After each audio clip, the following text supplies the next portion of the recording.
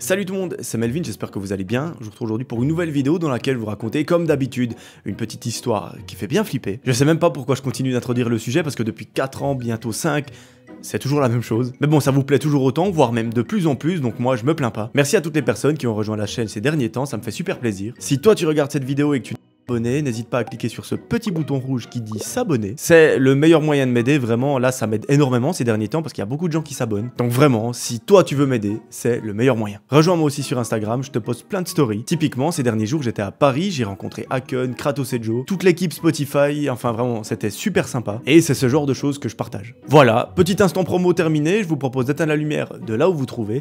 Et on est parti pour l'histoire du jour. Alors cette histoire, mes amis, vous allez voir, elle aurait typiquement pu m'arriver à moi, à Paris. Heureusement, ce n'est pas le cas et j'espère que ce ne sera jamais le cas. À ce moment-là de sa vie, Loïc nous raconte que tout va bien. Niveau sentimental, il partage sa vie avec sa copine depuis plusieurs années. Niveau social, tout va bien. Niveau professionnel, tout va bien également.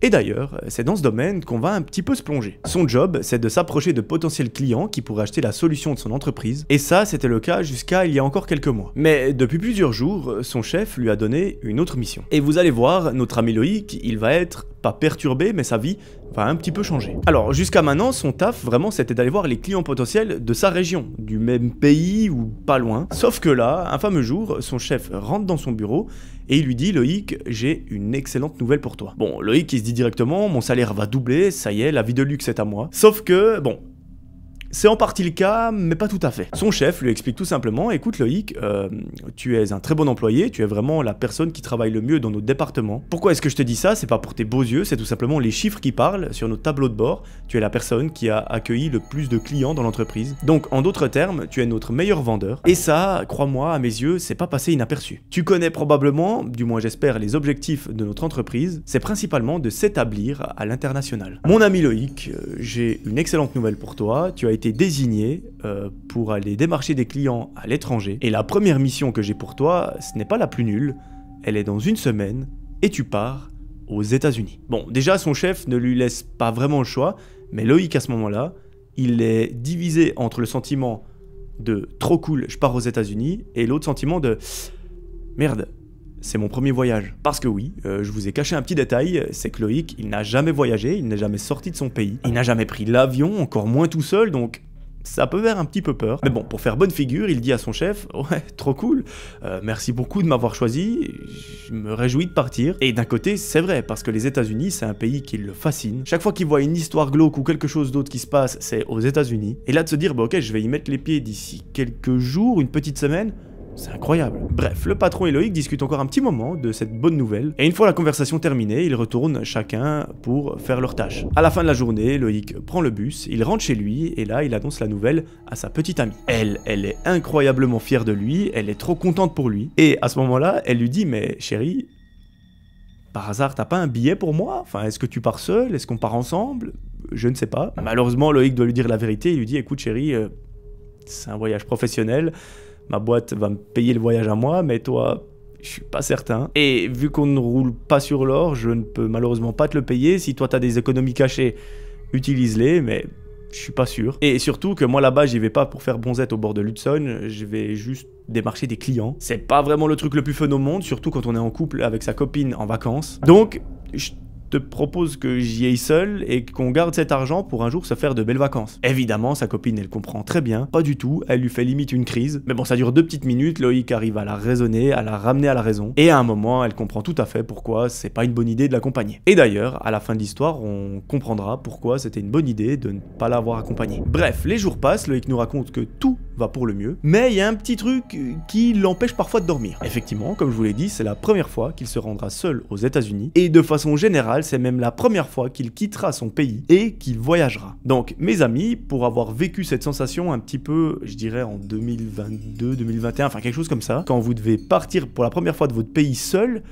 Ça fait bizarre. Et là, Loïc, c'est pas le pays le plus proche dans lequel il se rend, c'est les États-Unis, c'est à l'autre bout de la planète. Je peux comprendre qu'il ne soit pas forcément très à l'aise. Ça le fait stresser un petit peu, c'est le seul truc qui va pas très bien ces derniers jours. À un moment, on est la veille, Loïc prépare ses affaires, demain c'est le grand jour. Il passe une soirée tranquillement avec sa petite amie, ils se font un dîner, ils regardent un petit film, et à la fin de celui-ci, ils vont se coucher. La nuit est relativement courte, à l'aube, Loïc se réveille, il prend la voiture, et il file tout droit en direction de l'aéroport, et c'est sa petite amie qui l'accompagne. Au bout d'une heure de trajet, arrivé sur le parking, les deux malheureusement doivent se dire au revoir. Il serre fort sa copine dans ses bras, celle-ci lui dit je me réjouis de te voir, j'espère que tout va bien se passer. Et nous aussi, on espère de notre côté que tout va bien se passer. À peine un pied mis dans l'aéroport que Loïc est complètement perdu. Ça parle de porte, d'embarquement, de sécurité, de check-in, enfin bref, il est complètement perdu. Il demande de l'aide, il arrive tant bien que mal à trouver son chemin, et 3 heures après, il a enfin son cul posé dans l'avion. Maintenant, il n'y a plus qu'une chose à faire, se laisser aller et s'envoler en direction des États-Unis. Après d'interminables heures de vol, Loïc arrive enfin sur le territoire américain. Ça lui fait tout drôle parce qu'il a le droit à l'interrogatoire, à la fouille, etc. à l'entrée sur le sol. Et je pense qu'on le sait tous, mais les douaniers dans ce pays, ils ne sont pas là pour rigoler. Ça fait vraiment tout drôle, mais bref. Il arrive à passer la douane, la sécurité, et il rejoint enfin son hôtel. Là-bas, tout se passe très bien, la réservation a bien été effectuée à son nom, par son entreprise. La personne à l'accueil lui donne les clés de la chambre, il y a une petite barrière de la langue qui s'installe, mais ça va, il s'en sort. Et ce, sans sortir Google Traduction, on applaudit parce que c'est quand même une perf. Il prend les clés de sa chambre, il monte avec l'ascenseur, il la déverrouille, il commence à poser sa valise, et sa valise, directement, il a un réflexe, c'est de la mettre sous le lit. Une fois après l'avoir déballé, rangé les affaires, etc. Lui, il met tout de façon carrée dans son armoire. Vraiment, il n'y a aucun t-shirt qui est plié, qui est en dehors de l'armoire ou quoi, c'est vraiment très carré. Et ensuite, la valise, il la cache. Une fois les affaires rangées, Loïc est un petit peu fatigué et en même temps on comprend parce qu'il vient de se taper quelques heures d'avion. Il se pose tranquillement sur son lit, il scrolle un petit peu son téléphone,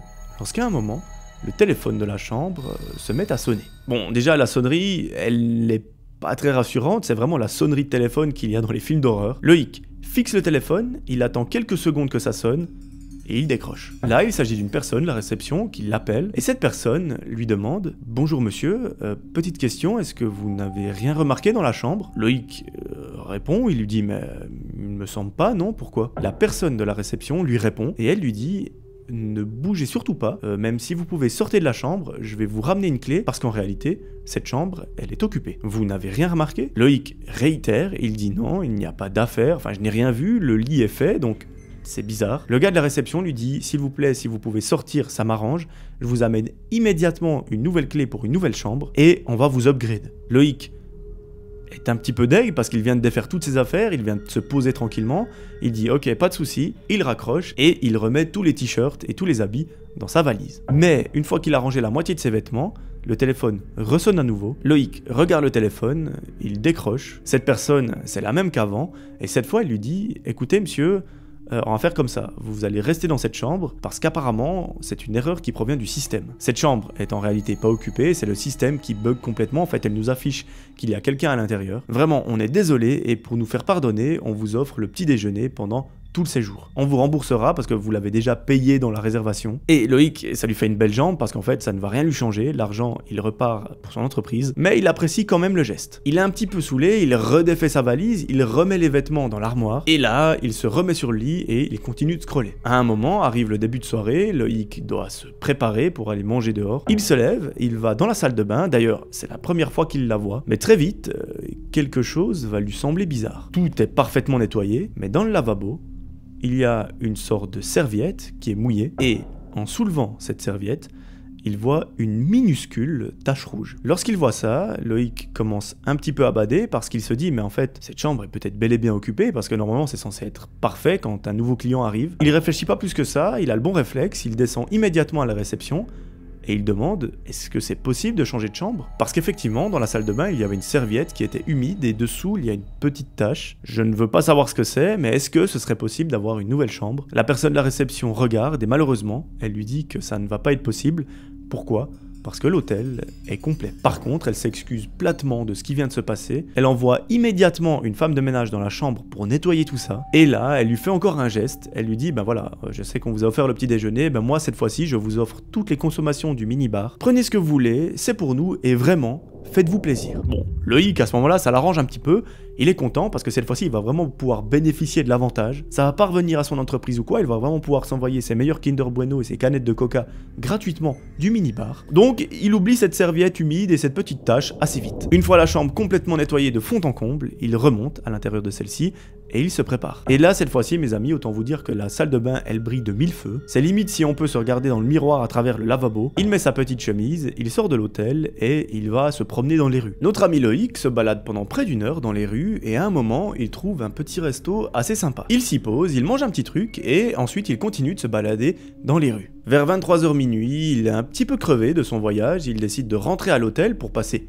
une bonne nuit. Il rentre dans sa chambre, il se prépare, il prend une petite douche et il se couche dans son lit. Après quelques minutes à scroller sur les réseaux sociaux, ses yeux sont trop lourds, il finit par s'endormir. La nuit se passe relativement bien, le lit est bien confortable, la chambre est vraiment nickel, lorsqu'à un moment, tout est interrompu, lorsque Loïc se réveille pas en sursaut, mais ses yeux s'ouvrent et ses oreilles aussi, lorsqu'il entend un bip. Ce bip, au début il cherche d'où il peut provenir, mais il comprend très vite d'où ça vient, parce qu'il le connaît. C'est le bip que la porte fait lorsque l'on pose la carte pour entrer. Là, lorsqu'il se rend compte de ça, il est tétanisé, parce que très vite, il entend la poignée de la porte qui se baisse. Lui, il est couché sur le côté, il est vraiment tétanisé, il ne peut plus bouger, tellement il a peur, et le seul truc qu'il peut faire, c'est écouter ce qu'il se passe dans la chambre. Non seulement, la poignée de la porte se baisse, mais maintenant, quelqu'un est entré dans la chambre. Il entend des pas qui sont assez lourd mais assez lent, il n'y a aucune lumière, il n'y a eu aucun bruit à part les pas et les bruits des draps, etc.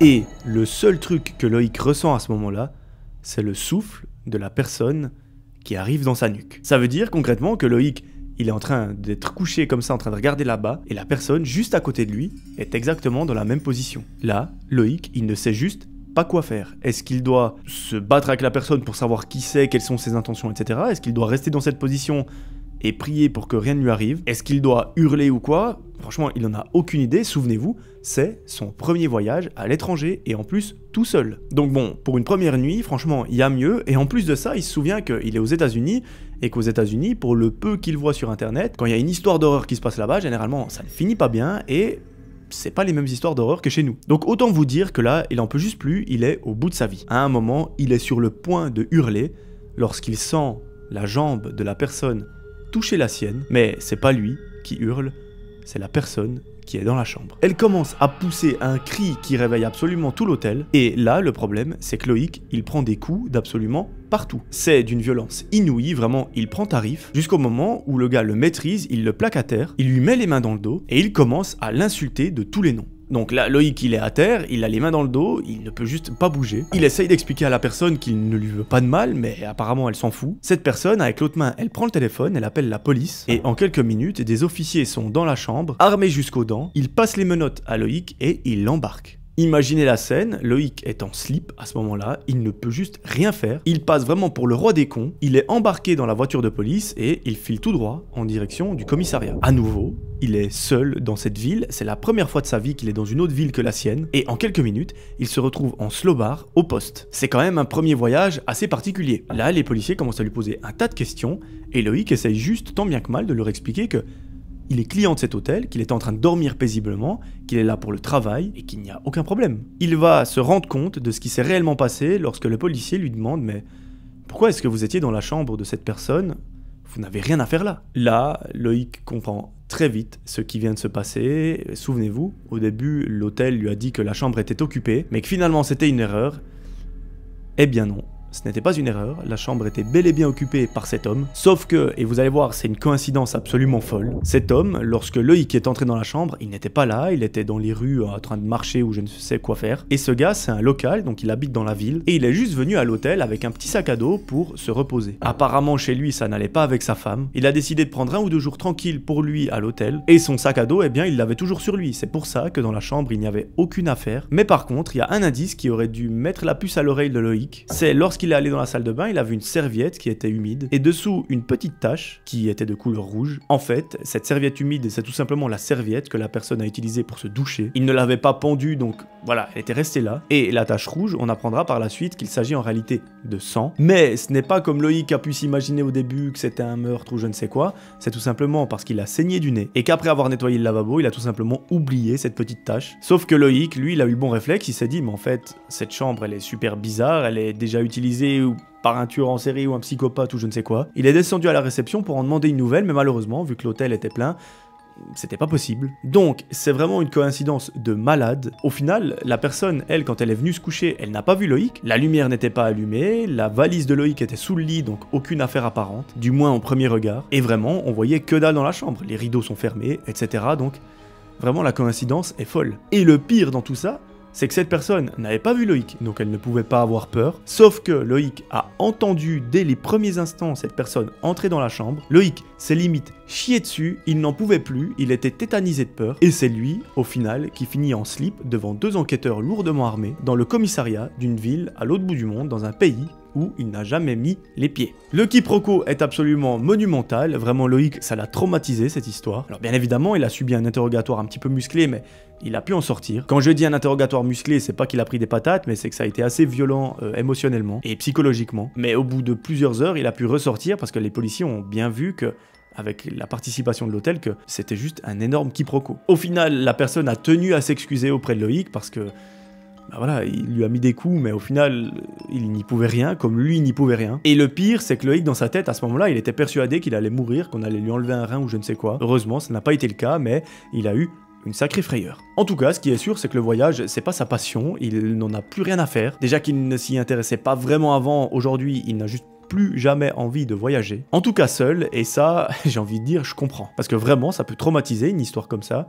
Vous allez, pour la première fois de votre vie, dans un autre pays, à l'autre bout du monde, il vous arrive ça, c'est juste horrible. Pour une fois, c'est une histoire qui finit bien, c'est une histoire qui n'était pas vraiment une histoire d'horreur, mais plutôt une anecdote assez particulière et angoissante. Ça fait du bien aussi sur la chaîne, j'espère qu'elle vous aura plu. En tout cas, si c'est le cas, n'hésitez pas à mettre votre meilleur pouce bleu et un petit commentaire. Dites-moi ce que vous en avez pensé, n'hésitez pas à vous abonner, c'est le meilleur moyen de me soutenir et vous ne raterez aucune vidéo. Rejoignez-moi sur Instagram, moi je vous promets de vous retrouver très vite pour une nouvelle vidéo. D'ici là, j'aimerais comme d'habitude que vous preniez soin de vous. C'était Melvin, ciao tout le monde.